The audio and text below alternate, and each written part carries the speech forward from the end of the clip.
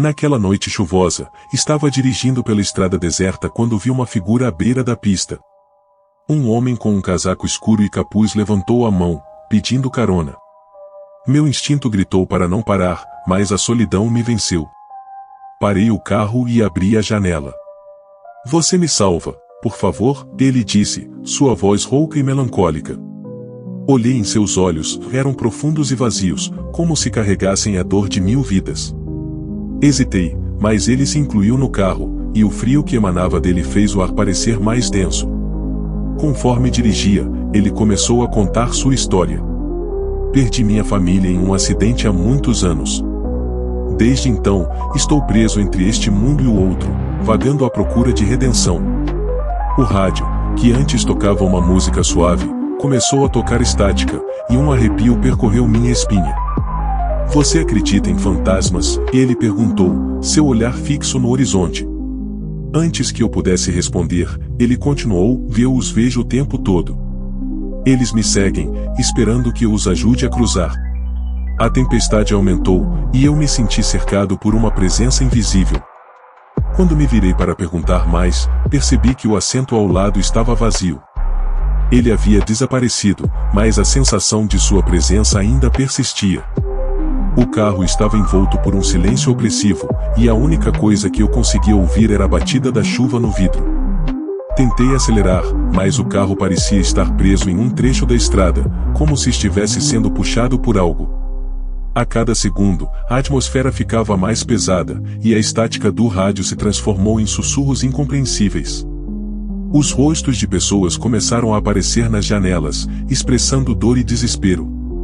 Desesperado, acelerei ainda mais, mas a estrada parecia se estender para sempre.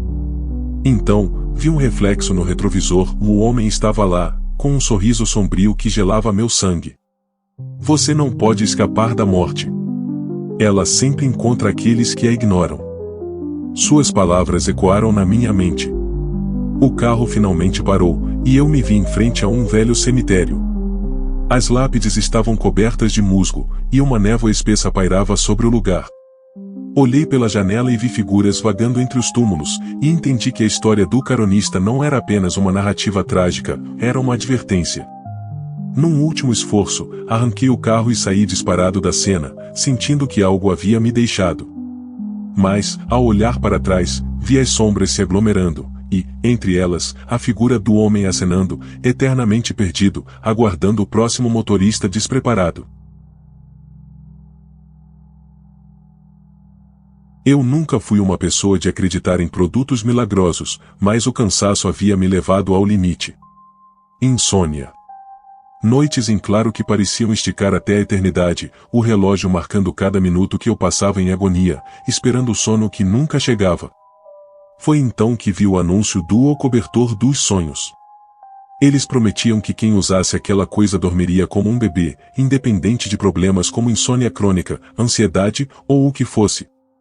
A descrição dizia que ele tinha um poder ancestral, e que bastava cobrir-se para ser transportado a uma noite de descanso profundo. Estava desesperado. Eu queria tanto acreditar. Cliquei para comprar. Não deveria ter feito isso. O cobertor chegou 3 dias depois, dentro de uma caixa preta sem marca, sem qualquer instrução além de um bilhete minúsculo: "Use com responsabilidade." Só que eu já estava para lá da responsabilidade.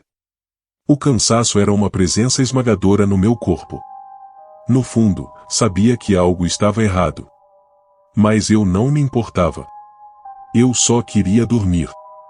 Naquela noite, deitei-me e cobri-me com o cobertor. Era pesado, confortável, e uma onda de calor calmante tomou conta de mim assim que me acomodei. A sensação foi instantânea, meus olhos começaram a fechar e, pela primeira vez em semanas, senti o sono me dominar. Mas o que veio depois, e não era sono. Era outra coisa. Acordei, ou pelo menos pensei que estava acordado. Tudo estava igual, o meu quarto, as sombras dançando na parede, o som distante do vento lá fora. Só que havia algo mais. Algo que eu não conseguia ver, mas que sentia. Uma presença. Como se o cobertor tivesse trazido algo comigo daquele sono. Me virei debaixo do cobertor, sentindo o peso dele, mas percebi que não conseguia mexer os braços. Era como se eu estivesse preso. Meu corpo estava paralisado, mas meus sentidos estavam aguçados. Cada respiração me ecoava, e eu comecei a ouvir um som sutil e algo arranhando o chão, lentamente, aproximando-se. O que quer que fosse, estava no quarto comigo. Eu tentei me mexer, tentei gritar, mas nada funcionava. O som ficou mais alto. Um arranhado seco, que vinha debaixo da cama.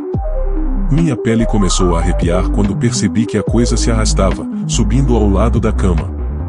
Não havia dúvidas. Algo estava ali, observando-me, preso sob o mesmo cobertor. O cobertor parecia vibrar, e foi então que entendi que ele não curava a insônia. Ele prendia você em algum tipo de pesadelo, um ciclo interminável entre sono e vigília. Um estado de tormento onde seus piores medos ganhavam forma. Não sei como consegui escapar, mas quando finalmente me libertei, tirei o cobertor e o joguei no canto do quarto. Ele ainda estava lá, perfeitamente dobrado, como se nada tivesse acontecido. Agora, toda noite, eu o vejo no canto, e sinto o mesmo peso no ar. Não consigo me desfazer dele. Sempre que penso em jogá-lo fora, algo me impede. Talvez o cobertor saiba que eu sou dele agora. Que eu não posso mais fugir. Mas você pode. Não compre. Nunca compre. Era um dia qualquer, mas a névoa se arrastava pela cidade como uma sombra. Algo não estava certo. As pessoas caminhavam com pressa, suas expressões encolhidas, como se temessem o que poderia estar à espreita. Eu estava a caminho do trabalho quando notei uma figura no canto do meu olho. Um homem encapuzado, parado na esquina, observando. O instinto me disse para seguir em frente, mas havia algo hipnótico em sua presença. Antes que eu pudesse pensar, me vi parando, encarando-o. Ele sorriu, mas não era um sorriso amigável. Havia algo cruel em sua expressão, algo que me fez tremer por dentro. Você está perdido, não é? Ele sussurrou, a voz baixa e profunda. Antes que eu pudesse responder, um tremor percorreu meu corpo. Uma sensação de déjà vu me atingiu, como se eu já tivesse ouvido aquelas palavras antes. Eu olhei ao redor, e a cidade parecia mudar. As sombras das pessoas se alongaram, e os rostos se tornaram indistintos, como máscaras. Não olhe para eles, o homem encapuzado ordenou, sua voz ecoando nas ruas vazias. Eu não sabia o que fazer, mas algo dentro de mim queria me afastar. No entanto, fui incapaz de me mover. Ele estendeu a mão, e eu a vi coberta por uma pele pálida e enrugada. Eles estão esperando por você. Todos estão. Os sussurros começaram, começando como murmúrios distantes e crescendo em intensidade. Vá embora. Vá embora, gritei, mas minhas palavras foram engolidas pelo som da névoa. As sombras se tornaram figuras, se aproximando de mim, suas vozes se misturando em um coro de lamentos. Volte. Volte para nós. No impulso, finalmente consegui me mover. Corri, sem olhar para trás, o coração acelerado. Mas a névoa me seguiu, engolindo a cidade, enquanto os sussurros se tornavam gritos. Você não pode escapar de nós, ecoavam em minha mente, uma sinfonia de vozes desesperadas. Quando finalmente alcancei meu prédio, ofegante, o homem encapuzado ainda estava lá, parado na esquina, sua risada sombria ecoando em minha cabeça. Ele sabia que eu havia escapado, mas a um custo. O que eu deixei para trás? A lembrança daqueles rostos, aqueles lamentos, ainda ecoava na minha mente, como uma mancha indelével. As pessoas continuaram suas rotinas, mas eu sabia que algo estava diferente. Eu não era mais o mesmo. Cada dia, ao sair de casa, sentia que a névoa estava lá, à espera, como um predador paciente. Sempre que fechava os olhos, ouvia os sussurros, um chamado para voltar. Naquela noite, olhei pela janela, e lá estava ele, o homem encapuzado, observando-me. O terror me paralisou. Ele me chamou, e eu soube que o ciclo nunca acabaria. Um dia, eu retornaria à névoa, e então, finalmente, me tornaria parte do que ele estava construindo.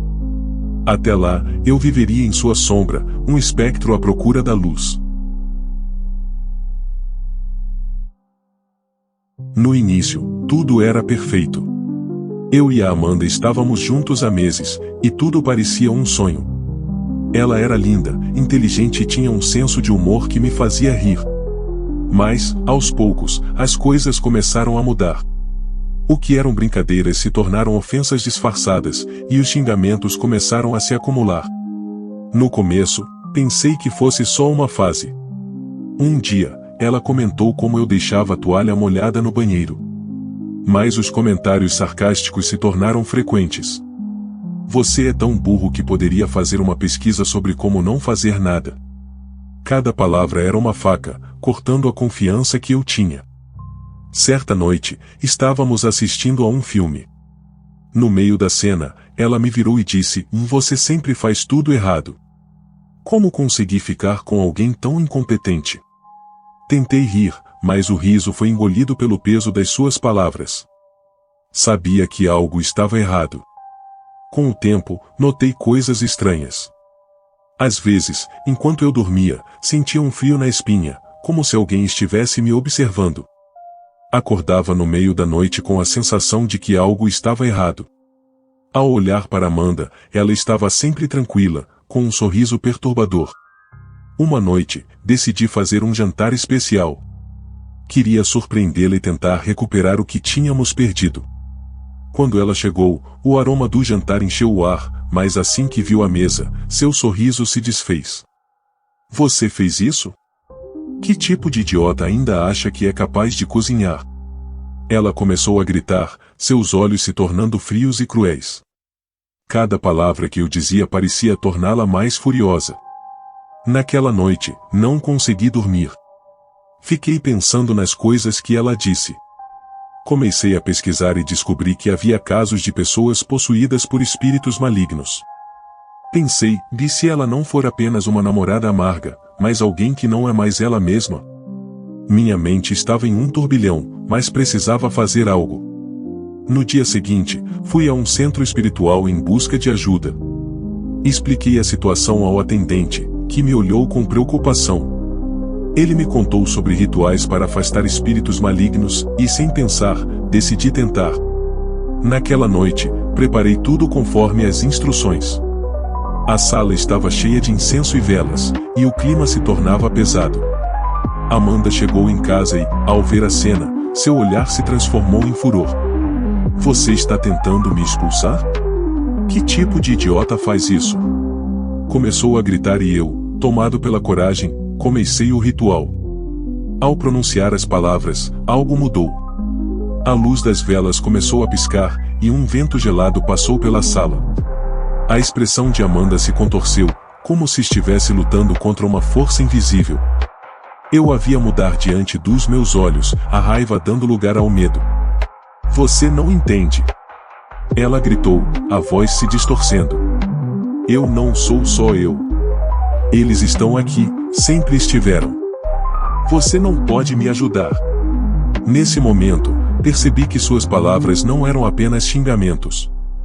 Eram um grito de socorro. Não era Amanda que estava falando, mas uma entidade que a possuía.